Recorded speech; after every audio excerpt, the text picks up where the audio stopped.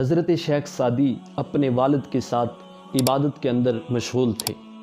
قرآن کی تلاوت کر رہے تھے، اللہ کی بارگاہ میں نوافل ادا کر رہے تھے۔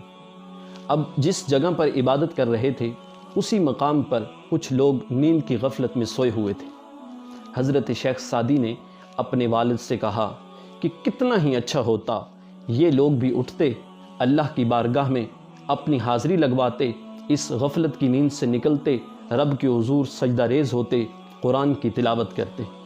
حضرت شیخ سعدی علیہ الرحمہ کے والد نے کہا کہ کتنا ہی اچھا ہوتا کہ تو بھی نیند کی غفلت میں سویا رہتا، لیکن اپنے مسلمان بھائی کے لیے کوئی بدگمانی والا جملہ اپنی زبان سے ادا نہ کرتا۔